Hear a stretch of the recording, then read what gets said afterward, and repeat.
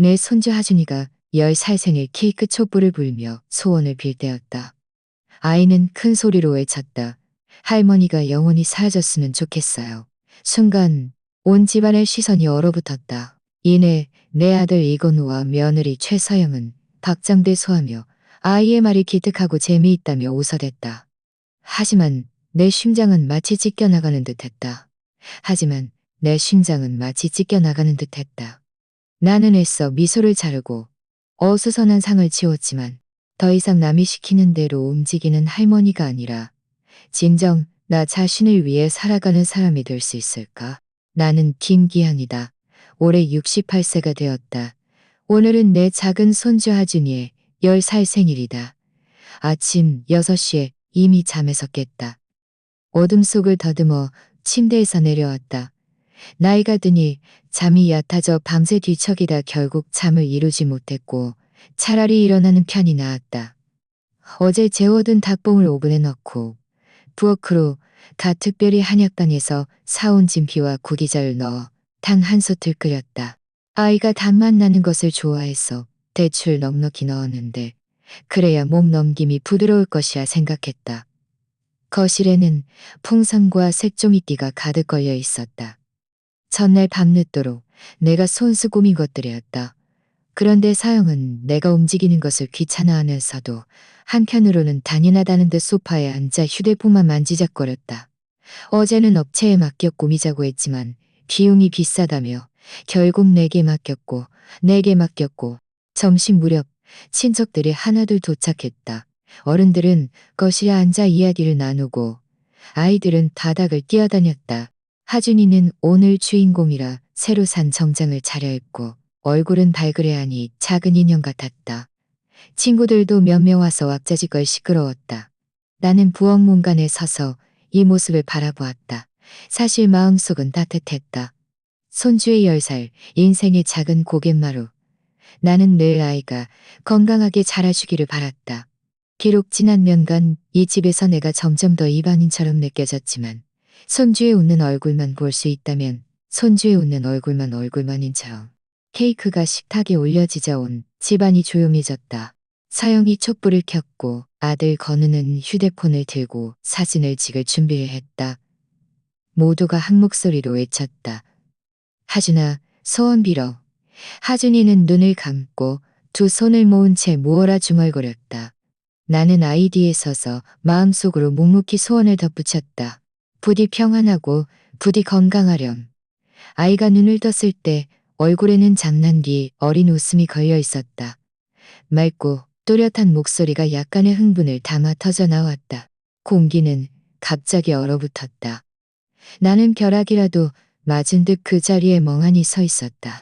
그 순간 모든 시끄러운 소음이 사라지고 내 심장 속에서 쿵 하는 거대한 울림만 남았다. 내가 잘못 들었나 싶었다.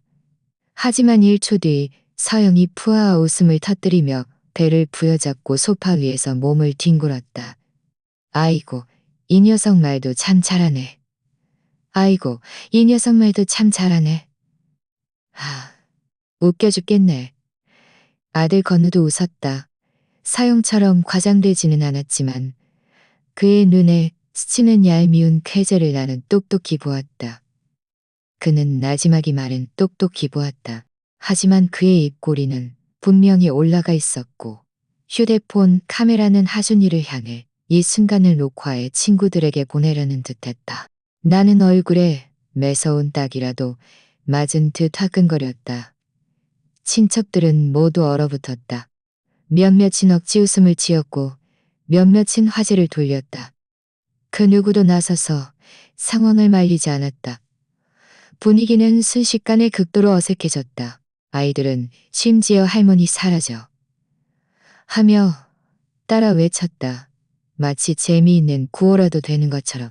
나는 억지로 미소를 지어보려 했고 무언가 말해서 이 상황을 수습하고 싶었지만 입술은 도무지 움직이지 않았다. 가슴이 답답해져 왔다.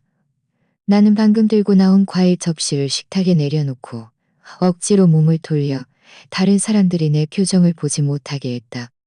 그 순간 나는 문득 깨달았다. 이 집에서 나는 어쩌면 정말로 그저 웃음거리였을지도 모른다고. 촛불을 끄고 케이크를 자르는 모든 과정 동안 나는 기계적으로 움직였다. 케이크를 잘라 아이들에게 나눠주고 접시를 치우고 식탁을 닦았다. 사람들은 여전히 히히덕거리며 웃었고 마치 그 말이 아무 일도 없었다는 듯 행동했다. 오직 내 마음만이 텅 비어 있었다. 친척들이 돌아간 후 집은 조용해졌다. 서영은 선물을 정리하면서 내 안색이 좋지 않다며 잔소리를 했다. 엄마, 너무 예민한 거 아니에요? 애가 농담한 건데 뭘 그렇게 신경 써요? 이제 겨우 10살인데 뭘 알겠어요? 건우도 거들었다. 맞아요, 엄마. 마음에 담아두지 마세요. 애가 처업시한 말인데 그렇게 진지하게 받아들이면 너무 야박하잖아요. 나는 그들을 음시했다. 마음속에서 불길이 치솟았지만 차마 아무 말도 할 수 없었다. 그래, 그들은 늘 내가 야박하고 아량이 없으며 놀림감이 되어야 한다고 생각할 것이다. 10년간의 동반, 10년간의 헌신이 그들 눈에는 그저 사라져라는 한마디로 기결되는 것이었다. 나는 아무런 반박도 하자 웃음 지으며 내 방으로 돌아왔다. 문을 닫자마자 나는 온몸의 힘이 빠져나가는 듯했다. 나는 침대 끝에 앉아 오래된 사진 한 장을 들여다보았다. 나와 문흥 씨의 결혼 사진이었다. 그가 세상을 떠난 지 여러 해가 지났지만 사진 속 그의 미소는 여전히 따뜻했다. 그런데 나는 지금 무엇인가? 내 눈물이 결국 왈칵 쏟아져 사진 속 얼굴을 흐리게 만들었다. 나는 중얼거렸다. 문웅 씨, 보고 있어요. 문은 중얼거렸다. 문웅 씨, 보고 있어요. 우리 평생이 결국 이런 말 한마디로 돌아왔네요. 그리고 손주의 청진의 고생이 갚았다. 마치 커다란 돌덩이가 짓누르는 듯했다. 오늘 친척들을 짓누르는 듯했다. 어쩌면 그들은 정말 내가 사라지기를 바라는지도 몰라. 나는 눈물을 닦고 침대에 누워 천장을 응시했다. 창밖에서 바람 소리가 들려왔다. 문득 깨달았다. 이 집은 불빛으로 환하지만 그 어디에도 내 자리는 없다는 것을. 할머니가 영원히 사라졌으면 좋겠어요라는 생에 소원이 여전히 귓가에 맴돌았다. 밤새 잠을 설쳤다. 다음 날도 나는 여느 때처럼 일찍 일어났다. 나이가 드니 잠이 옅어져 밤새 뒤척이며 어제의 장면들이 머릿속을 가득 채웠다. 알람이 울리지 않았지만 내 생체 시계는 이미 시장에 갈 시간임을 알려주고 있었다. 나는 시장에 갔다. 천 가방 2개를 들고 북적이는 시장 통로를 걸었다. 채소 가게 아주머니가 나를 보더니 웃으며 귀양 아줌마, 부추 더 드릴까요? 싱싱해요. 하고 불렀다. 나는 웃으며 부추 한 단을 고르고 생선 몇 마리도 샀다. 저녁에 하준이에게 탕을 끓여줄 생각이었다. 계산할 때 나는 무심코 지갑을 열어 은행카드를 보았다. 이건 내 연금카드다. 매달 300령만 원 남짓. 아껴 쓰면 매달 300령만 원 남짓. 하지만 집 대출금, 전기세, 수도세, 아이들 학비, 그리고 매일의 생활비를 생각하면 이 돈을 어쩔 수 없이 지출하게 된다. 그들은 마음속으로 이것이 당연하다고 여기지는 않을까? 집에 돌아오니 서영은 아직 자고 있었다. 거실은 어수선했다. 어제 선물 포장지들이 바닥에 나뒹굴고 있었다. 나는 한숨을 쉬고 그녀를 깨우지 않고 혼자서 대충 정리한 뒤 부엌으로 가 채소를 씻고 밥을 했다. 7시 반, 하준이가 눈을 비비며 나왔다. 하품을 하며 아침밥은요? 하고 불렀다. 나는 잡곡죽을 식탁에 올리고 김치를 조금 곁들인 뒤 우유 한 잔도 따라 주었다. 아이는 개걸스럽게 먹으며 중얼거렸다. 친구 엄마가 그러는데 아침엔 햄이랑 계란이 있어야 영양식이라던데요. 나는 웃으며 아무 말도 하지 않았다. 마음이 조금 시큰했다. 내가 아무리 정성껏 밥을 해도 그들 눈에는 다른 집 엄마들이 해주는 것만 못하다는 것을. 내가 식기를 정리하고 있을 때 서영이 느릿느릿 나왔다. 그녀는 화장을 하면서 무심하게 말했다. 엄마, 이따가 전기세 좀 대신 내주세요. 고지서는 식탁 위에 있어요. 나는 손을 닦으며 고지서가 택배 상자 더미 위에 아무렇게나 던져져 있는 것을 보았다. 금액이 적지 않았다. 마음이 철렁했지만 묵묵히 고개를 끄덕였다. 알았어. 건우는 소파에 앉아 휴대폰을 보고 있었다. 내가 승낙하는 소리를 듣고도 고개 한 번 들지 않았다. 나는 그의 마음을 알았다.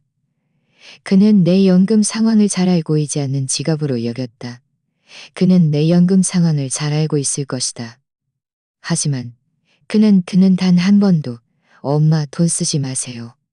나는 은행에 가서 한참을 줄 서서 전기세를 냈다. 돌아오니 이미 정오였다. 햇볕이 뜨거워 머리가 조금 어지러웠다. 내가 문을 들어서자 서영이 눈살을 찌푸리며 말했다. 엄마, 왜 이렇게 늦어요?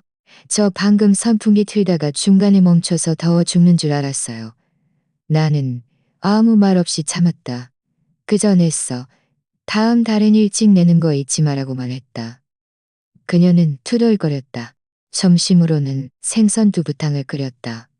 1시간 넘게 푹고와 우유처럼 뽀얀 국물이었다. 너무 진한 맛이 날까봐 한약재를 많이 넣지 않았다. 그런데 식탁에 올리자 서영이 입맛을 좀 다시며 말했다. 엄마는 맨날 이런 촌스러운 탕만 끓이세요. 쓰기만 하고 비린 맛도 나고 애들은 아예 안 좋아한다고요. 아예 안 좋아한다고요. 아이는 하준이를 보았다. 아이는 고개를 숙이고 탕을 마시고 있었고 입가에는 생선 살점이 묻어 있었다. 아이가 작은 목소리로 중얼거렸다. 아이가 작은 목소리로 중얼거렸다. 내 마음이 조금 놓였다. 차라리 탕 끓이지 말고 수입 우유나 사오는 게 낫지 않겠어요? 나는 웃으며 아무 말도 하지 않았다. 하지만 마음속은 찢어지는 듯 아팠다. 그녀는 내 모든 것을 촌스럽다고 했지만 매일 내가 만든 밥과 국을 맛하지 않고 먹었다.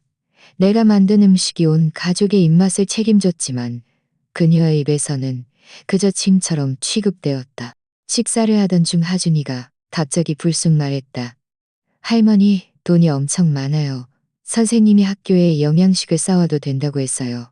건우가 고개를 들어 아이를 노려보았다. 쓸데없는 소리 하지 마. 나는 움찔했다. 마음이 철렁 내려앉았다. 아이도 내가 늘 돈을 내는 것을 알고 있었구나. 어쩌면 평소에 그들이 집에서 이야기하다가 무심코 언급한 것일지도 모른다.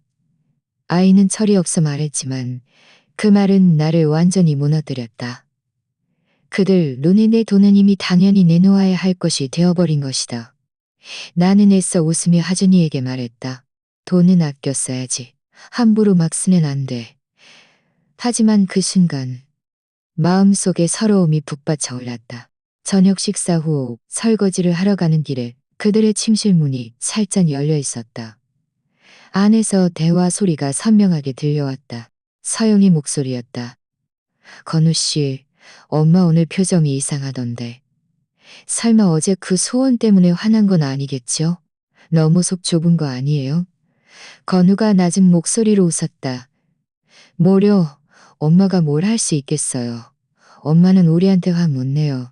아들이 나 하나밖에 없는데요. 아들이 나 하나밖에 없는데 설마 진짜로 떠나겠어요? 걱정 마요. 기껏해야 이틀 정도 삐쳐 있다가 며칠 지나면 또 괜찮아질 거예요. 서영이 콧방귀를 뀌었다. 나는 문 밖에 기대어 섰다. 심장이 찢어지는 듯 했다. 그들은 이미 내가 떠나지 않을 것을 확신할 것이다. 그들 마음속에 나는 언제나 양보하는 늙은이일 뿐이었다. 아무리 서러워도 참아낼 것이다. 왜냐하면 나는 그들 외에 다른 선택지가 없으니까. 나는 복도에 서서 손이 떨렸지만 마음속은 천천히 차가워졌다. 이런 말을 들은 것이 처음은 아니었다. 하지만 이번에는 그 어느 때보다 그들이 너무나 확신에 차서 말했기 때문이다. 그들이 너무나 확신에 차서 말했기 때문이다. 그날 밤 나는 방에서 한참을 앉아 있었다. 창밖에 달빛이 스며들어왔다. 나는 오래된 사진 속 모능 씨를 바라보며 생각했다. 모능 씨, 당신이 아직 살아있다면 나를 가슴 아파했을까? 나는 알 수 없었다. 하지만 내 마음속 어딘가가 조금씩 찢어지기 시작했고 다시는 온전히 붙여질 수 없다는 것을 알았다. 자정종이 12번 울렸다. 온 집안은 소름 끼칠 정도로 고요했다. 서영의 코 고는 소리가 벽 너머로 희미하게 들려왔다. 건우는 가끔 뒤척이며 침대에서 삐걱거리는 소리를 냈다. 하준이는 깊이 잠들어 가끔 잠꼬대를 했다. 나는 혼자 침대 끝에 앉아 꼿꼿이 등을 세웠다. 눈앞 침대 머리맡에는 문웅씨 사진이 놓여 있었다. 사진은 이미 약간 바랬지만 그의 미소는 여전했고 눈빛은 부드러웠다. 마치 내게 더 이상 참지 말라고 이제 떠나야 한다고 속삭이는 듯했다. 문웅씨, 이제 가야겠어. 나는 사진을 대고 나지막이 말했다. 내 목소리는 밤바람에 거의 삼켜질 듯했다. 이 말을 내뱉는 순간 내 손은 떨렸지만 마음속 깊은 곳의 차가움은 이미 얼음처럼 굳어 있었다. 어제, 그제 그리고 지난 난년간의 모든 서러움과 멸시가 귓가에 맴돌았다. 그들은 엄마는 진짜로 화를 내지 않을 거야. 아들이 나 하나뿐이니까 아무리 힘들어도 떠나지 않을 거야 라고 말했다. 하지만 왜 내가 꼭 이래야만 하는가? 나는 깊이 숨을 들이쉬고 일어나 침대 밑에 있던 낡은 여행 가방을 끌어냈다. 20년 전 내가 샀던 것이다. 수많은 여행을 함께한 후로는 계속 방치되어 먼지가 쌓여 있었다. 나는 손으로 가볍게 먼지를 쓸어냈다. 마치 지난 몇 년간 내 가슴을 짓눌렀던 먼지를 닦아내는 듯했다. 옷장을 열어 늘 입던 옷들을 하나하나 정성껏 접어넣었다. 너무 많이 가져가지 않고 갈아입을 옷 몇 벌과 두꺼운 묘였다. 동작은 느렸지만 침착했다. 혹시라도 멈추면 마음이 약해질까봐 두려웠다. 정리하다가 서랍 속에 놓여있는 통장 몇 권과 비상용 은행 카드를 발견했다. 내가 늘 비상금으로 남겨두었던 돈이었다. 나는 은행 카드를 식탁 위에 올려놓고 고지서 밑에 두었다. 그들에게 남겨두는 것은 내가 마음이 약해서가 아니었다. 내가 떠날 때 돈이 없어서도 무능해서도 아니라는 것을 스스로에게 말해주고 싶었다. 그저 더 이상 호구가 되지 않기로 선택했기 때문이라고.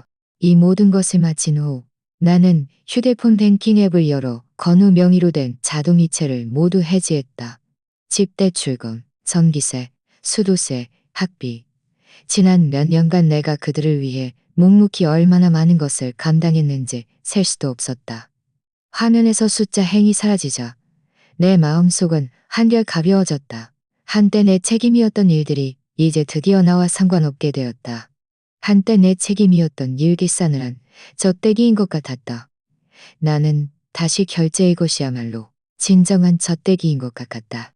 손가락이 마지막 단계에서 멈칫했다. 휴대폰 화면에 내 얼굴이 비쳤다. 주름 가득했지만 눈빛은 유난히 또렷했다. 나는 나 자신에게 말했다. 기양아, 오늘부터 너도 너 자신을 위해 살아야 해. 정리를 마쳤을 때 시간은 이미 새벽 2시가 가까워지고 있었다. 나는 성대 그저 앉아방 안의 손님일 뿐이었다. 나는 영원히 익숙한 물건들을 바라보았다.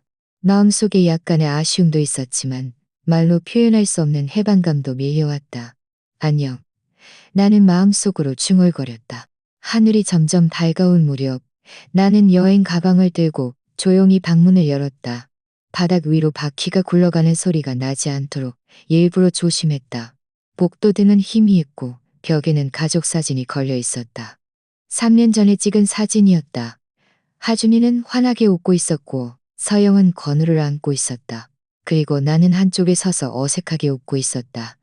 지금 생각해보니 그 순간부터 나는 이미 인여로운 존재였던 것이다. 나는 멈추지 않고 곧장 문으로 향했다. 열쇠를 신발장 위에 올려두었다. 차가운 열쇠 꾸러미가 내 손바닥에서는 뜨겁게 느껴져 아팠다.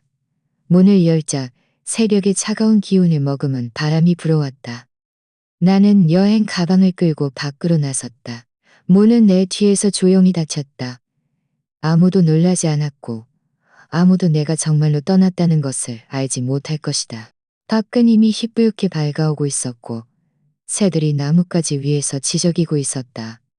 나는 아파트 단지 문 앞에서 뒤를 돌아보았다. 한때 이곳이 내 집이라고 생각했지만 지금에 와서야 깨달았다. 이곳은 단 한 번도 내 것이었던 적이 없었다. 나는 택시를 잡아 여행 가방을 트렁크에 넣었다. 기사님이 뒤를 돌아보며 물었다. 아주머니, 어디로 가세요? 나는 잠시 망설이다가 미리 찾아둔 서울 시내의 작은 모텔 이름을 댔다. 차는 천천히 아파트 단지를 벗어났다. 나는 창밖으로 익숙한 건물 그림자들이 점점 사라지는 것을 보았다. 가슴이 텅 비었지만 그 허전함 속에는 오랜만에 느껴보는 가벼움을 느껴보는 떠난 첫날 나는 작은 모텔에서 지냈다. 침대는 크지 않았고 방도 약간 낡았지만 적어도 조용했다. 얇은 커튼을 통해 아침 햇살이 스며들어왔다. 나는 문득 깨달았다. 오늘은 더 이상 시장에 가서 장을 볼 필요도 없고 서둘러 아침 식사를 준비할 필요도 없으며 아이를 깨울 필요도 그들의 고지서를 대신 내줄 필요도 없다는 것을. 내 손은 비었고 내 등도 가벼워졌다. 그런데 내가 돌아서서 떠나온 그 집에서는 과연 어떻게 지내고 있을까? 아침 7시 반, 하준이는 아직 잠들어 있었다. 아무도 그를 깨우지 않았고 아무도 그에게 옷을 입혀주지 않았으며 뜨끈한 찐빵을 손에 쥐어주지도 않았다. 서영은 밤늦도록 드라마를 보다가 잠들었기에 침대에서 늦잠을 잤다. 건우는 일찍 일어났지만 그는 오직 뉴스를 보는 데만 정신이 팔려 오늘은 누가 아이를 학교에 데려다 줄지 완전히 잊고 있었다. 그들이 뭔가 잘못되었다는 것을 깨달았을 때는 이미 8시가 가까워지고 있었다. 그런데 아파트 단지 문을 나서자마자 차가 꽉 막혀 꼼짝다. 하준이는 잠결에 칭얼거리며 울었다. 하준이는, 할머니는 학교에 도착했을 때는 이미 종이 울린 뒤였다. 하준이는 선생님에게 꼬중을 듣고 서러움에 눈물을 글썽였다. 그 시각 나는 작은 모텔 발코니에 앉아 직접 가져온 차를 우려 마시고 있었다. 바람이 불어와 차 향기가 코끝을 스쳤다. 문득 웃음이 터져 나올 것 같았다. 둘째 날 진짜 문제가 터졌다. 정오에 서영이 선풍기를 켜고 있는데 갑자기 퍽 소리와 함께 방 안이 온통 캄캄해졌다. 그녀는 욕을 중얼거리며 두꺼비 집을 확인하러 갔고 그제야 전기세가 미납된 것을 알았다. 엄마, 이게 어떻게 된 일이야? 엄마는 늘 전기세를 냈잖아. 서영이 소리쳤다. 건우는 서랍을 뒤져 그 은행 카드가 그대로 놓여 있는 것을 보았다. 그제야 돈줄이 끊겼다는 것을 뒤늦게 깨달았다. 고지서 좀 봐. 사영이 화가 나서 고지서를 그의 얼굴에 던지다시피 했다. 엄마가 낸다고 했잖아. 그런데 여기 왜 한 푼도 없어. 건우도 당황했다. 글쎄, 엄마가 깜빡했나 보지. 하진이가 깜빡했나 보지. 하지만 마음속으로는 이것이 잊은 것이 아니라 정말로 신경 쓰지 아니라 할머니는 늘 돈을 냈는데. 서영은 화가 머리끝까지 솟구쳤다. 그 사람 얘기 꺼내지도 마. 일부러 그런 거야. 저녁에 그들은 외식을 하고 돌아왔다. 냉장고가 텅 비어있는 것을 그제야 알았다.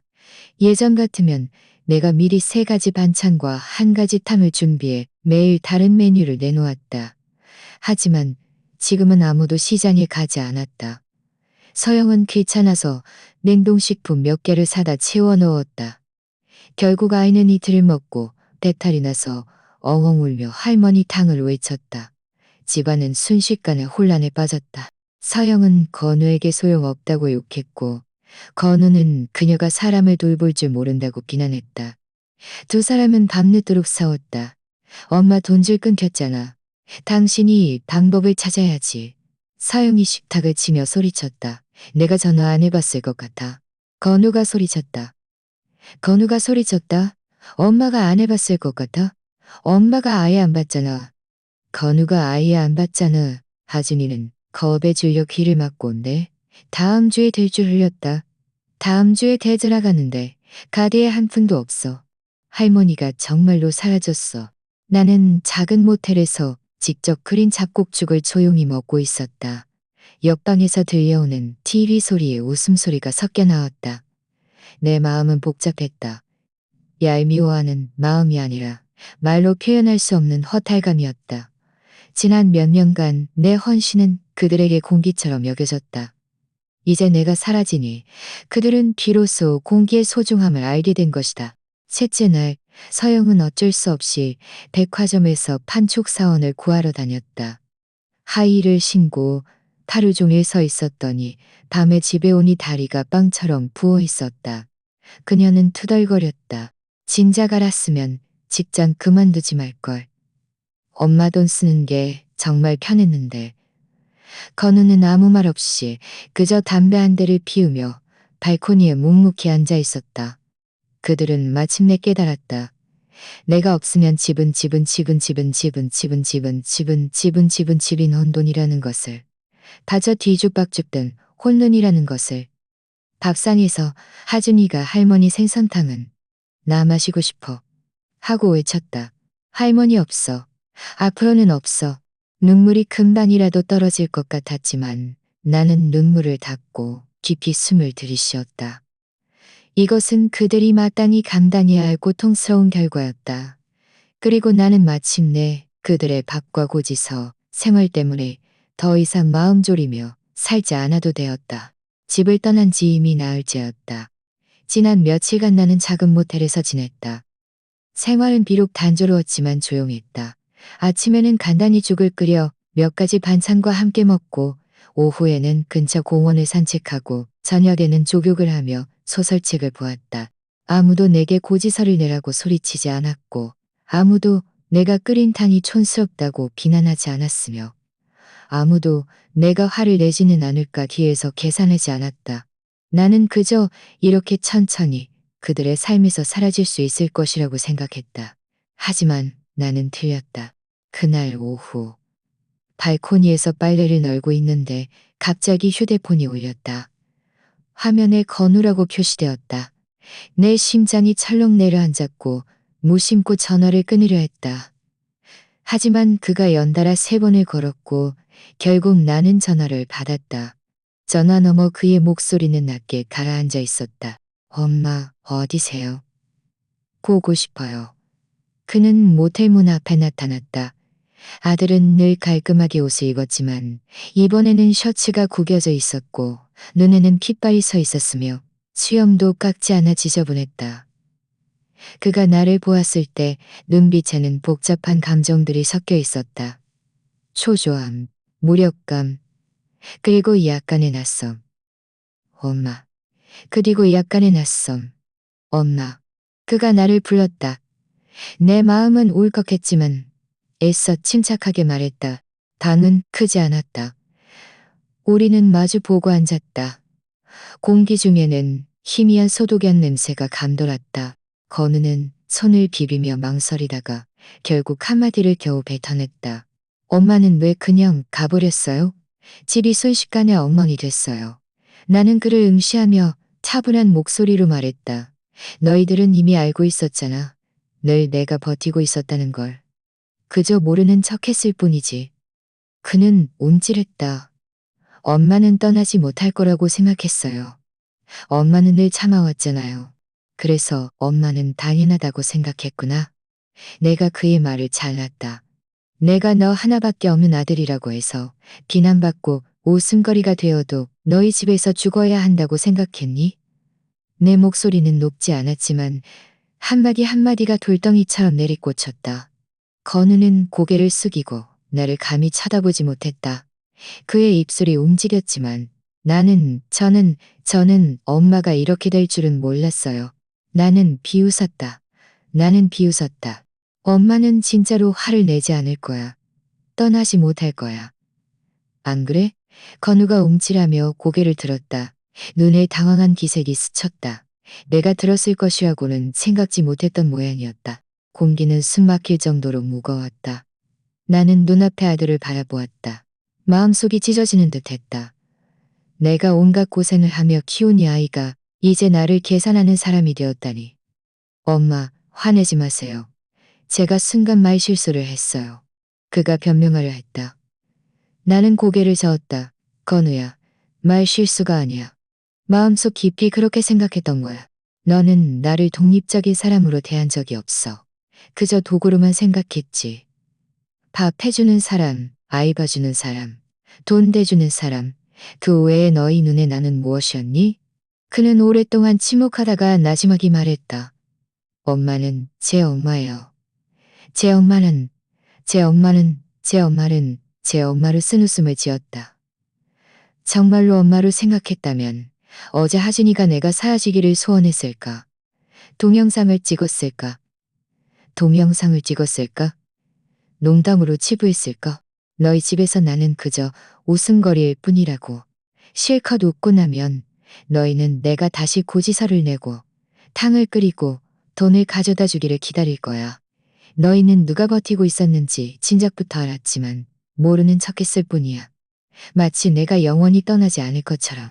그는 마침내 다급해졌다. 손을 뻗어 내 발을 잡았다. 엄마, 죄송해요.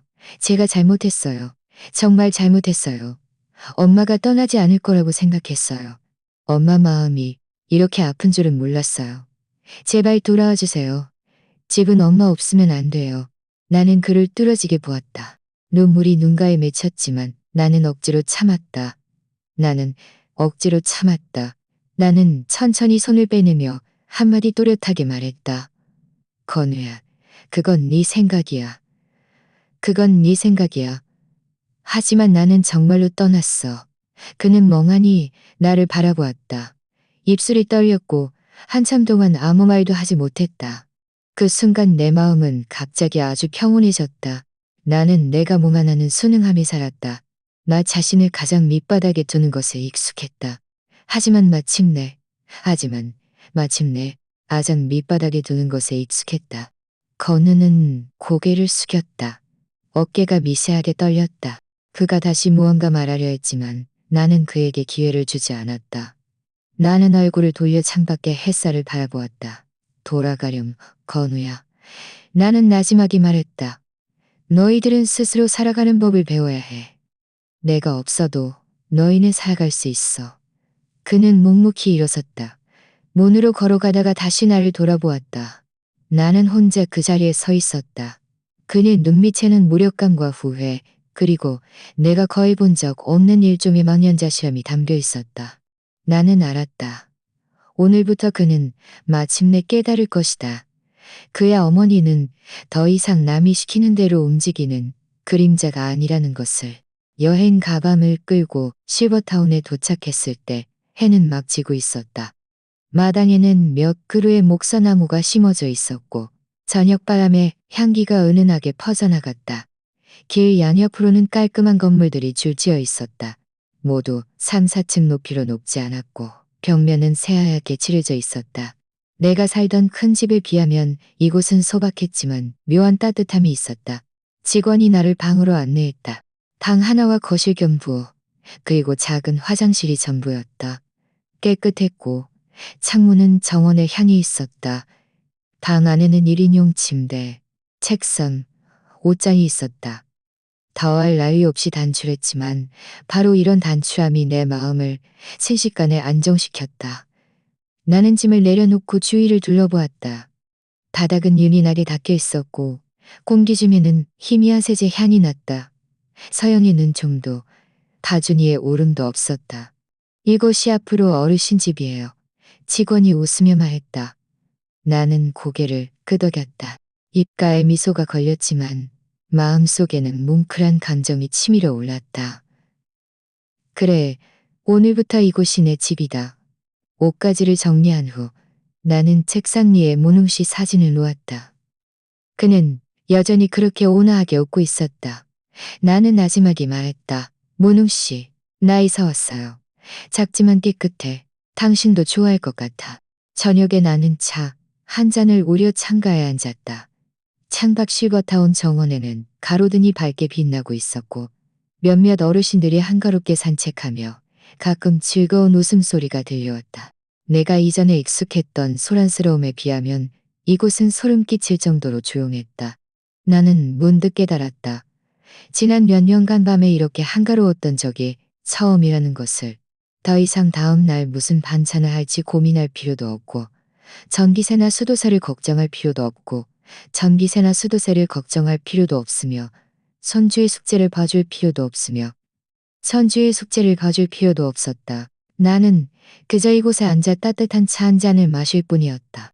드디어 드라마 한 편을 끝까지 볼 수 있었다. 중간에 부엌으로 불려가거나 빨리 전기세 내라는 재촉을 받지 않아도 되었다. 밤이 깊었지만 나는 잠이 오지 않았다. 방 안의 불빛은 희미했고 벽에 드리워진 그림자가 조금씩 길어지는 것을 바라보았다. 방은 아주 조용했고 창밖에서 나뭇잎들이 바람에 부드럽게 스치는 소리만 들렸다. 나는 창가로 가서 창문을 열어 시원한 바람이 들어오게 했다. 바람이 내 머리카락을 스치며 희미한 목서 향을 실어내놨다. 나는 깊이 숨을 들이쉬었다. 마음이 갑자기 깃털처럼 가벼워져 공중에 떠오르는 듯했다. 지난 수십 년 동안 나는 늘 쇠사슬에 묶인 듯 살았다. 내일의 삶은 시장의 긍정 소리와 비린내 속에서 지나가거나 냄비와 그릇이 부딪히는 소리 속에서 흘러갔다. 고지서를 내고 답을 하고 아이를 태워다 주고 데려오고 비난받는 것, 이것들은 마치 보이지 않는 족쇄처럼 나를 매일 더 단단히 묶었다. 하지만 이 순간 나는 문득 아무것도 생각할 필요가 없었다. 방 안에는 나를 부르는 사람도 내가 느리다고 비난하는 사람도 없었다. 오직 창문에 스치는 바람만이 시원하게 불어왔고 아주 자유로웠다. 나는 휴대폰을 들었다. 습관적으로 건우에게 메시지를 보내려 했다. 화면이 밝아지자 눈이 시큰거렸다. 손가락이 화면 위에 멈췄고 몇 개의 단어가 머릿속을 스쳤다. 잘 지내. 하지만 나는 한참을 망설이다가 결국 휴대폰을 내려놓았다. 됐어. 그들이 스스로 살아가는 법을 배우게 두자. 이 밤은 온전히 나만의 것이었다. 그렇게 생각하고 있는데 방문이 나지막이 똑똑하고 두드려졌다. 소리는 크지 않았지만 선명했다. 나는 움찔했다. 나는 움찔했다. 잘못 들었나 싶어 망설이다가 문을 열었다. 문 밖에는 익숙한 얼굴의 수진이 서 있었다. 그녀는 과일 봉투를 들고 환하게 웃고 있었다. 그녀는 과일 봉투를 들고 환하게 웃고 있었다. 그녀는 늘 말했다. 그녀는 늘 말했다. 그녀를 보자 내 마음이 갑자기 따뜻해졌다. 그녀는 나보다 2살 많았고 남편은 나보다 2살 많았고 남편은 그저 나 자신에게 기대야지. 그런데 오히려 나 자신에게 기대니 더 잘 살게 되더군. 그녀는 방으로 들어와 주위를 둘러보더니 고개를 끄덕였다. 깨끗하고 깔끔하네. 좋네. 네 아들네 집보다 훨씬 편하겠어. 나는 약간 민망하게 웃었다. 작지만 조용해. 그녀는 과일을 식탁에 내려놓고 나를 끌어당겨 앉힌 뒤 사과 하나를 건네주었다. 이래야지. 봐. 내가 몇 년 동안 너한테 그랬잖아. 너는 2년 동안 너한테 그랬잖아. 네가 없어요. 그들이 스스로 감당하는 법을 배우는 거야. 나는 사과를 받아들었다. 마음이 조금 시큰했고 동시에 깨달음도 있었다. 수지는 늘 직설적이었지만 그녀의 말 한마디 한마디가 내 심장을 꿰뚫었다. 그녀는 거울처럼 나를 비춰주어 지난 몇 년간 내가 오일처럼 나를 비춰주어 내가 얼마나 억울하게 살아왔는지 깨닫게 해주었다. 기억해. 그녀는 손가락으로 나를 가리키며 단호하게 말했다. 늙으면 가장 중요하게 말했다. 나는 고개를 숙이고 사과의 매끄러운 껍질을 만지작거렸다. 목소리는 속삭이듯 작았다. 어쩌면 정말 해낼 수 있을지도 몰라. 그녀는 하하 웃으며 내 손을 두드렸다. 당연히 해낼 수 있지. 봐봐, 너는 손재주도 있고 머리도 좋잖아. 뭐가 두려워? 예전에는 네가 놓지 못했던 거야. 이제 잘 됐어. 드디어 네 자신을 위한 활로를 찾았잖아. 수진을 배웅하고 난 후 나는 혼자 창가에 서 있었다. 달빛이 방 안으로 쏟아져 들어와 침대복 위에 내려앉았다. 그림처럼 고요했다. 문득 어릴 적 시골에서 밤하늘을 바라보던 기억이 떠올랐다. 그때 나는 자매들과 마당에 누워 별을 보았다. 그때의 나는 수십 년 후 어느 날 실버타운에서 그 오랜만에 느껴보는 자유를 다시 경험하게 될 것이라고는 상상도 하지 못했다. 나는 눈을 감고 마음속으로 나 자신에게 나지막이 말했다. 귀양아, 오늘부터 너는 너 자신을 위해 사는 법을 배워야 해.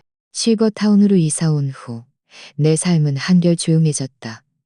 매일 아침 나는 정원을 산책하며 목서 향을 들이마셨다. 점심에는 작은 방에 앉아 TV를 보거나 낡은 요리책을 뒤적였다. 가끔 그들의 집에서 난장판이 되었을 모습을 떠올리기도 했지만 마음이 시큰할 뿐 후회는 없었다. 그날 저녁, 나는 저녁 식사를 준비하고 있는데 문 밖에서 기침 소리가 들려왔다. 문을 열어보니 옆집 윤석호 씨였다. 올해 70대 초반인 그는 아내가 세상을 떠나 혼자 살고 있었다. 그는 얼굴이 벌개져 있었고 온몸이 허약해 보였다. 내 심장이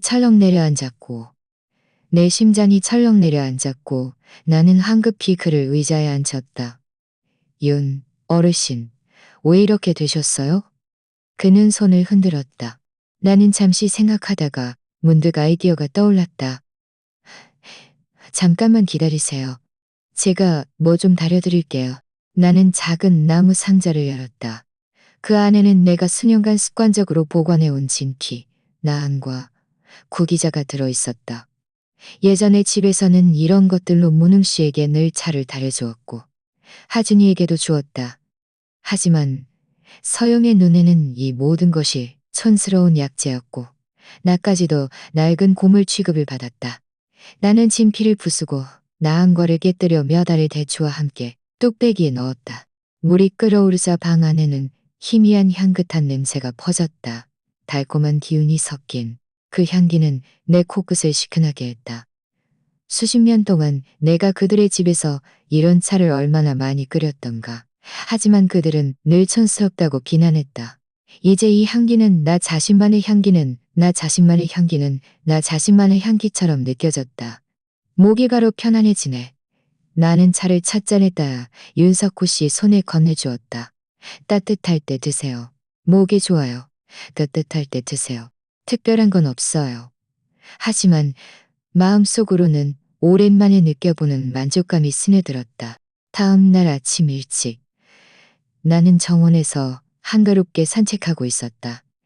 이른 아침 공기는 약간 서늘했고 목서 향은 아직 사라지지 않았다. 화단 가장자리에는 참새 몇 마리가 푸드덕거리며 짹짹거렸다. 모퉁이를 돌자마자 윤석호 씨가 마주 오는 것이 보였다.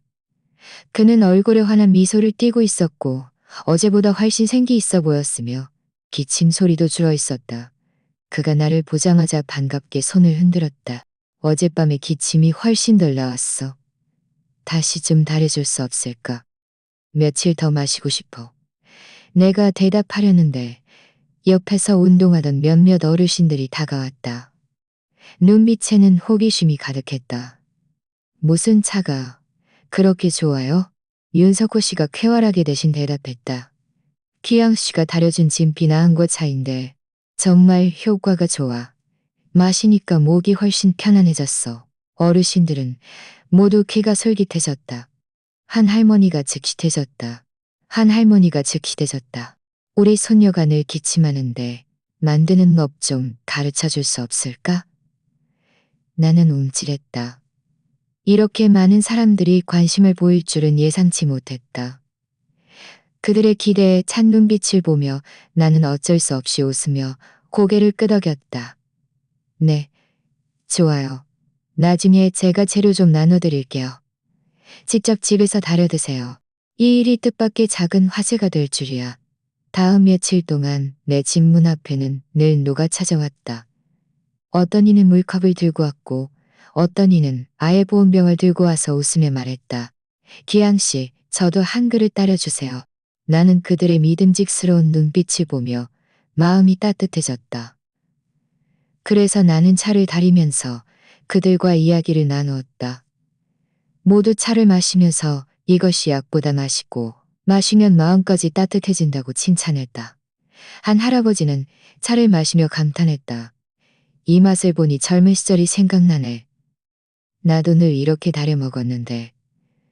이 말을 듣자 내 귀하게 다려 먹었는데. 이 말을 듣자 내 눈가가 촉촉해졌다. 수십 년 동안 나는 아들 집에서 수없이 많은 탕을 따는 당은다. 소문은 빠르게 퍼져나갔다.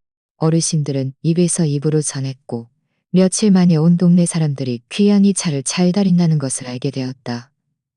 매일 저녁이면 누가 문을 두드리며 웃으며 말했다. 기양 씨, 그 차 아직 있어요? 가끔은 너무 바빠서 내가 미리 약재를 나눠주어 사람들이 직접 가져가서 다려 먹도록 했다. 하지만 그들은 매일 기양 씨가 만든 건 역시 달라. 점점 내 작은 방은 어르신들의 사랑방이 되었다. 차를 마시는 사람들이 함께 앉아 세상 이야기를 나누며 분위기는 활기찼다. 나는 한쪽에 앉아 그들이 웃으며 이야기하는 것을 보았다. 태어나서 처음으로 내가 이런 가치를 가질 수 있다는 것을 느꼈다. 어느 날 한 아주머니가 빈 주전자를 들고 나를 찾아왔다. 그녀는 차를 마신 후 한참을 망설이다가 주머니에서 5만 원짜리 지폐 한 장을 꺼내 내 손에 건네주었다. 기양 씨, 저 한 주전자 더 달여주세요. 제 모기를 안 좋아서 이 차를 마시고 싶어요. 이 돈은 받으세요. 나는 깜짝 놀라 황급히 손을 저었다. 이걸 어떻게 받아요? 이웃끼리 그냥 도와드리는 건데요. 하지만 그녀는 억지로 돈을 내 손에 쥐어주며 고집했다. 재료도 다 돈 주고 사야 하는 건데 늘 어르신이 손해볼 수는 없죠. 우리는 공짜로 먹는 거 아니에요. 나는 그 돈을 손에 쥐고 마음속이 요동쳤다. 수십 년 동안 내가 밥을 하고 탕을 끓이는 것은 집안에서 너무나 당연한 일이었다. 아무도 이런 일들이 돈으로 환산될 가치가 있다고 생각하지 않았고 더더욱 아무도 내 손에 돈을 쥐어준 적이 없었다. 그런데 이제는 누군가 진심으로 내 손재주에 돈을 지불하려 했다. 나는 한참을 망설이다가 결국 돈을 받았다. 그 순간 내 마음은 형언할 수 없는 기분이었다. 약간 어안이 벙벙하기도 했고 황송하기도 했다. 하지만 그보다 더 큰 것은 오랜만에 느껴보는 든든함이었다. 저녁에 나는 혼자 식탁에 앉아 그 5만 원짜리 지폐를 펼쳐놓고 한참을 바라보았다. 돈은 많지 않았지만 내 마음을 묵직하게 했다. 왜냐하면 이것은 내가 처음으로 연금에 의존해서도 눈치 보며 빌붙어서도 아닌 내 손재주로 직접 번 돈이었기 때문이다. 나는 식탁 위에 문웅 씨 사진을 가만히 쓰다듬으며 내지막이 말했다. 문웅 씨, 보고 있어요? 우리 오래된 비법이 정말로 쓸모가 있었네요. 눈물이 소리 없이 흘러내렸다. 하지만 그것은 서러움이 아니라 감격이었다. 나는 문득 깨달았다. 나는 쓸모없는 사람이 아니었다. 그저 나 자신을 증명할 기회가 없었을 뿐이었다. 점점 수요가 늘어났다. 어떤 이들은 직접 차 티백을 만들어 보온병에 넣어 마실 수 있도록 해달라고 부탁했고 어떤 이들은 위장을 조절하고 싶다며 다양한 약재를 배합해달라고 했다. 곧 실버타운 위챗 카카오톡 그룹의 소문이 퍼졌다. 누군가 그룹에 지난번에 그 나은과 차 어떻게 만드는지 아는 사람 있어요? 라고 물었고 누군가 즉시 답했다. 기양 씨에게 물어봐요. 우리 동네 건강 전문가예요. 그룹에는 농담 삼아 앞으로는 기양 선생님이라고 불러야겠네. 라는 말도 오갔다. 웃음이 오가는 가운데 나는 화면을 응시했다. 내 심장은 쿵쾅거렸다. 기양 선생님. 얼마나 낯설면서도 친근한 호칭인가. 예전에 집에서 나는 무엇이었나. 그저 기나마는 낡은 고물 취급을 받는 낡은 그저 비난받는 낡은 고물 취급을 받는 낡은 그저 비난받는 낡은 고물 취급을 받는. 그런데 이제 이 작은 실버타운에서 나는 사람들이 자발적으로 찾아오는 사람이 되었다. 그날 밤 나는 침대에 누워 오랫동안 잠들지 못했다. 비난받던 손재주도 생계수단이 될 수 있구나. 나도 스스로 가치 있는 일을 할 수 있구나 하고 생각했다. 그 진피 나은과 차가 우연히 인기를 얻은 후 나는 매일 적지 않은 주문을 받았다. 어떤 이는 차 한 봉지를 원했고 어떤 이는 한 주전자 가득 달여달라고 했다. 처음에는 그저 돕는 셈 치고 시작했지만 점점 사람들이 주는 돈이 자연스러워졌고 나도 더 이상 거절하기 어려웠다. 어느 날 나는 실버타운 옆 한약재 가게의 재료를 보충하러 갔다. 사장님은 김민준 씨로 10수년 동안 가게를 운영한 노련한 분이었다. 내가 약재를 고르고 있을 때 그가 한참을 나를 보더니 문득 웃으며 말했다. 아주머니, 요즘 물건 많이 사가시네요.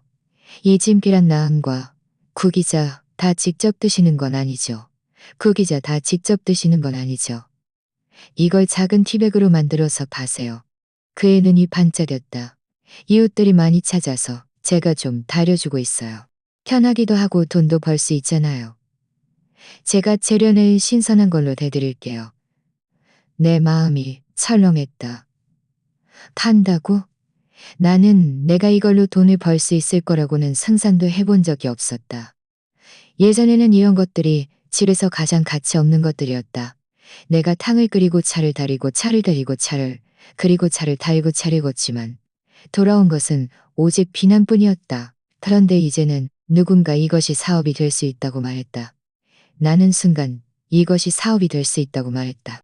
아주머니는 손재주도 있고 입소문도 났잖아요. 이게 가장 좋은 미천이에요. 그날 저녁 나는 약재 더미를 안고 작은 방으로 돌아왔다. 마음은 불안했다. 나는 거즈 주머니를 사서 진피, 나한과 대추, 고기자를 배합한 한 봉지씩 정성껏 담았다. 면실로 묶었더니 손가락이 아팠지만 나는 멈추지 않았다. 식탁 위에는 작은 티백들이 가득 놓여 있었고 공기 중에는 약재 향이 가득했다. 나는 이 작은 봉지들을 보며 마음이 조마조마했다. 정말 사람들이 살까? 머릿속에는 온통 티백 생각뿐이었다. 수십 년 동안 내가 해온 일들은 모두 가치 없는 일들이었다. 이제 처음으로 이런 것들을 내세워 팔려고 하니 마치 어린 소녀처럼 긴장되었다. 다음 날 나는 조심스럽게 실버타운 그룹에 메시지를 하나 보냈다. 제가 진피 나은과 티백을 좀 만들었어요. 필요하신 분은 가져가세요. 메시지를 보내자마자 내 손바닥은 땀으로 축축했다. 아무도 나를 신경 쓰지 않을까봐, 비난받을까봐 두려웠다. 하지만 몇 분도 안 되어 그룹이 난리가 났다. 저요. 저 2봉지 부탁해요. 집 앞까지 배달 가능할까요? 30분도 안 돼요. 20봉지가 모두 예약되었다. 그 순간 나는 침대 끝에 앉아 멍하니 있었다. 그들이 정말로 원하다니. 그들은 촌스럽다고 쓸모없다고 생각하지 않고 오히려 귀하게 여기며 사가다니. 저녁이 되자 나는 티백을 사람들에게 건네주었다. 이웃들은 웃으며 돈을 건네주었고 어떤 이는 몇천 원을 더 얹어주며 말했다. 기양 선생님, 고생하셨어요. 이거 바깥에서 파는 것보다 훨씬 실속이 있어요. 나는 손에 쥔 돈을 세었다. 심장이 쿵쾅거렸다. 수십 년 동안 내 돈은 늘 연금에서 쥐어짜내어 거느내 집에 말없이 보태졌다. 그런데 오늘 나는 처음으로 내 손재주로 번 돈을 받았다. 그 순간 나는 더 이상 참을 수 없어 눈물을 왈칵 쏟았다. 한 아주머니가 나를 보더니 어깨를 두드렸다. 기양 씨, 왜 울어요? 좋은 일인데 스스로 기뻐해야죠. 나는 고개를 끄덕이며 웃었다. 네, 맞아요. 이건 제가 직접 번 돈이에요. 그때부터 사업은 점점 안정되었다. 김민준 사장님은 내가 물건을 빨리 파는 것을 보고는 자발적으로 가장 좋은 물건을 남겨주었고 가격도 좀 더 저렴하게 해주었다. 그가 말했다. 아주머니, 이번 달에 진피만 몇 킬로를 사가셨어요. 보통 사람이 소화할 수 있는 양이 아니죠. 제가 보기엔 아주머니 이거 제대로 된 장사예요. 실버타운 어르신들은 입에서 입으로 소문을 냈고 티백을 사는 것뿐만 아니라 나에게 처방을 묻기도 했다. 어떤 이는 불면증이 있다고 해서 산인 을 조금 넣어주었고 어떤 이는 묵지는 넣어주었고 어떤 이는 위장이 차갑다고 해서 용한매 처음으로 든든함에 정정을 배합해 주었다. 내 작은 방은 점점 차반이 되었다. 매일 손님들이 문을 두드렸다. 그날은 주말이었고 햇살이 좋았다. 마당의 목석꽃은 한참 피어 있었다. 나는 잘 말려둔 티백을 방으로 들이려는데 문득 문 앞에서 발소리가 들렸다. 고개를 들어보니 건우와 서영, 그리고 하진이 세 사람이 서 있었다. 그들의 표정은 초췌했고 예전의 기세등등한 모습과는 확연히 달랐다. 건우의 얼굴은 많이 수척해져 있었고 다크서클이 짙어 오랫동안 잠을 제대로 자지 못한 듯했다. 하준이는 작은 몸으로 그들 뒤에 숨어 나를 조심스럽게 바라보고 있었다. 내 심장이 살짝 아팠지만 나는 즉시 말을 꺼내지 않고 그저 차분하게 말했다. 들어와. 방은 크지 않았다. 그들이 들어오자 방이 더욱 비좁게 느껴졌다. 침묵이 흐르는 분위기는 답답했고 오직 시계 똑딱똑딱 소리만 들릴 뿐이었다. 나는 주전자에 물을 올려 차 한 잔을 우렸다. 건우가 입을 벌리며 무언가 말하려 했지만 차마 입을 열지 못했다. 결국 하준이가 먼저 앞으로 나섰다. 아이는 고개를 숙이고 작은 목소리로 말했다. 할머니, 죄송해요. 그날 할머니가 사라졌으면 좋겠다고 말하면 안 됐는데. 여기까지 말하자 아이의 눈가가 붉어졌고 목소리에는 울음기가 섞였다. 할머니, 정말로 사라지지 마세요. 네? 할머니 보고 싶어요. 내 손이 떨려 차잔을 엎을 뻔했다. 눈물이 눈가에 차올랐지만 나는 억지로 참았다. 나는 억지로 참았다. 아이는 고개를 끄덕이며 내 품에 안겨 흐느끼며 놓아지지 않았다. 나는 손주의 등을 토닥이며 고개를 들어 건우와 서영을 바라보았다. 그들의 얼굴에는 피로와 민망함이 가득했다. 마침내 건우가 한숨을 쉬며 입을 열었다. 엄마, 저희가 잘못했어요. 그의 목소리는 쉬어 있었다. 지난 며칠간 엄마가 안 계시니 집이 엉망진창이었어요. 대출금도 거의 끊길 뻔했고 전기세, 수도세도 미납되고 밥도 할 사람이 없고 아이도 돌볼 사람이 없었어요. 서영은 입술을 깨물었고 눈에는 눈물이 글썽였다. 죄송해요. 제가 예전에 너무 심하게 말하고 늘 엄마를 비난했어요. 그런데 엄마가 안 계시니 제가 도저히 버틸 수가 없더라고요. 그녀는 흐느끼며 말했다. 제발 집으로 돌아와 주세요. 저희가 앞으로는 그렇게 안 할게요. 나는 그들을 바라보았다. 마음속은 복잡했다. 얼마나 여러 번 그들이 죄송하다는 말을 해주기를 바랐던가. 나의 헌신을 인정해주기를 바랐던가. 그런데 이제 정말로 그 말을 들으니 내 마음속에는 더 이상 그때의 기대감이 남아있지 않았다. 나는 천천히 입을 열었다. 건우야, 서영아, 내가 떠난 건 화가 나서가 아니야. 내가 마침내 너희들이 스스로 살아가야 한다는 것을 깨달았기 때문이야. 그들이 다급해졌다. 건우가 황급히 말했다. 엄마, 그러지 마세요. 고칠게요. 엄마만 돌아오시면 모든 것이 깨달았어요.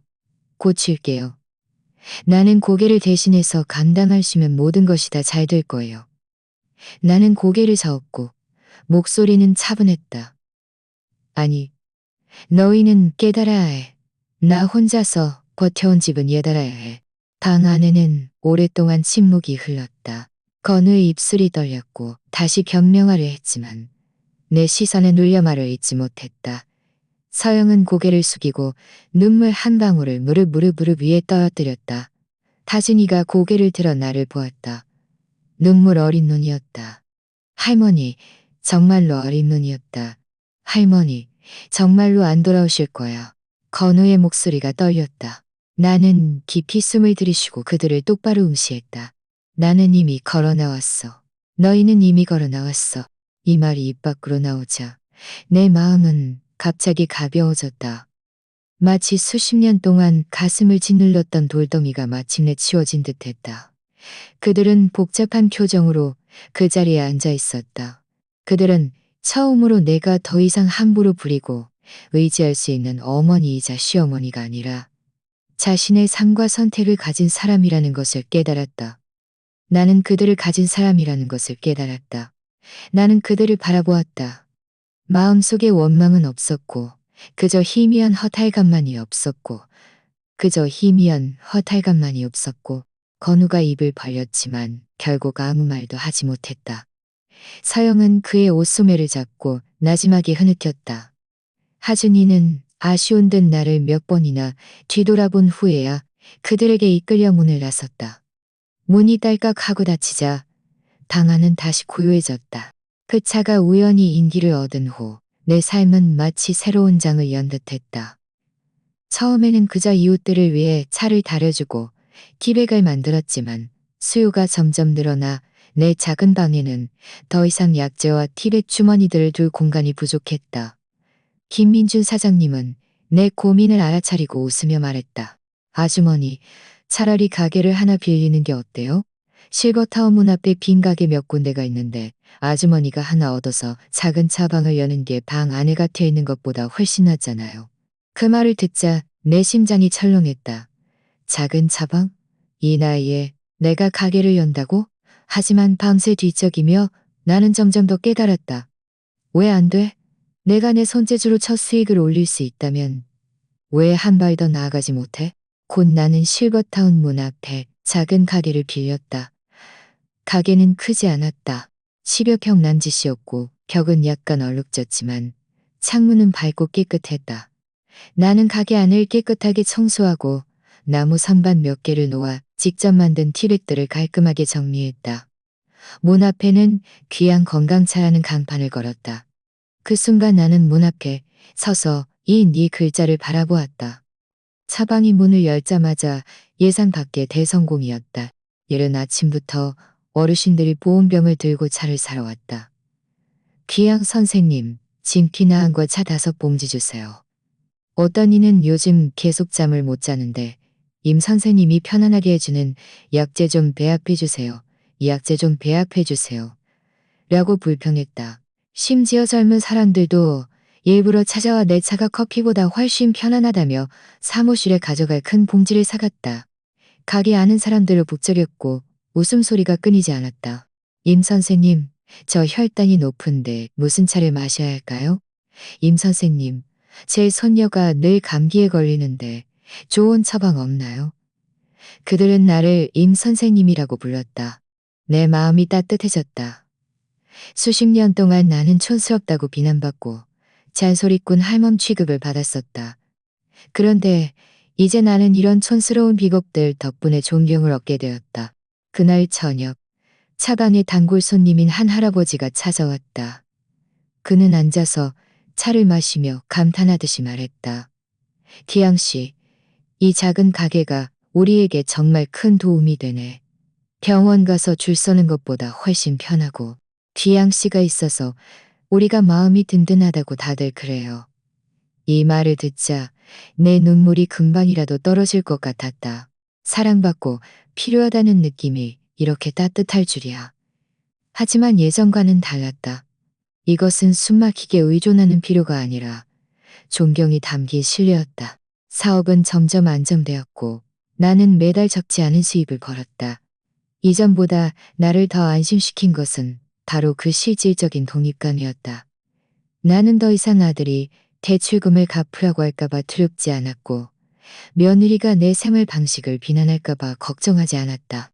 내 삶은 그들에게 한 푼도 의존할 필요가 없었다. 가끔 나는 그 생일 잔치에서 들었던 뒤에 거슬리는 소원, 할머니가 영원히 사라졌으면 좋겠어요.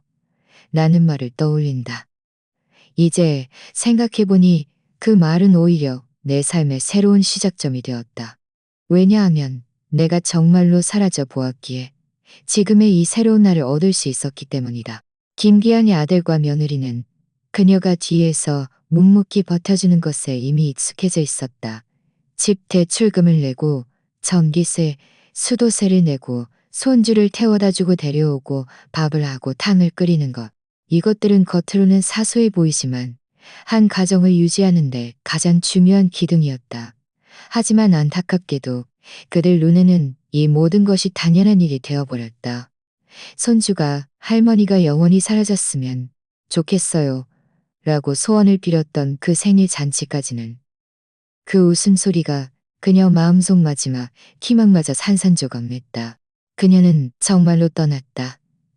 짐을 꾸리고 비상용 은행카드를 식탁에 올려놓고 자동이체를 해지한 후 새벽녘에 여행 가방을 끌고 떠났다. 아무도 그녀를 배웅하지 않았다. 그 순간 그녀는 마침내 깨달았다. 스스로를 위해 한 번쯤 살아봐야 한다는 것을. 처음에는 그저 실버타운에 조용히 살면서 소박한 나날을 보냈다. 하지만 우연히 그녀가 달인 진피나함과 차가 이웃의 기침을 먹게 하면서 입에서 입으로 소문이 나 모두가 앞다투어 찾는 귀한 비법이 되었다. 촌스럽다고 비난받던 낡은 당이 귀양 선생님의 건강차가 되면서 그녀는 처음으로 자신의 손재주가 존경받을 수 있고 돈으로도 바꿀 수 있다는 것을 깨달았다. 그녀는 차근차근 차강으로도 바꿀 수 있다는 것을 깨달았다. 어르신들은 차를 사러 왔고 젊은 사람들도 찾아와 비법을 물었다. 모두가 그녀를 임 선생님이라고 불렀다. 이것은 그녀가 누군가의 아내나 할머니로서가 아니라 자신의 이름으로 햇살 아래 당당히 선 첫 순간이었다. 이 모든 것을 돌이켜보면 감회가 깊다. 김계양처럼 묵묵히 헌신했지만 진심 어린 감사와 대접을 받지 못한 어르신들이 얼마나 많을까. 가정에서 그들의 존재는 종종 무시당하고 심지어 비난받기도 한다. 하지만 그들이 정말로 등을 돌려 떠나고 나면 가족은 비로소 깨닫게 된다. 잃어버린 것이 바로 온 집안의 기둥이었다는 것을. 이번 이야기는 여기까지입니다. 5,000명 구독자 달성이라는 작은 목표를 제가 이룰 수 있도록 도와주실 몇 번째 구독자님이 되어주실 건가요? 지금 바로 구독해주세요. 채널의 성장을 함께 지켜봐 주시기를 진심으로 초대하며 제 이야기가 여러분께 작은 깨달음을 드릴 수 있기를 바랍니다. 다음 편에서 만나요. 본 채널의 이야기는 사회 뉴스, 시청자 투고 및 댓글, 공유 등 실제 사건을 각색한 것입니다. 내용에 대한 의견이나 제안이 있으시면 댓글로 함께 이야기하거나 여러분의 이야기를 들려주세요. 어쩌면 다음 이야기의 주인공은 바로 당신일지도 모릅니다.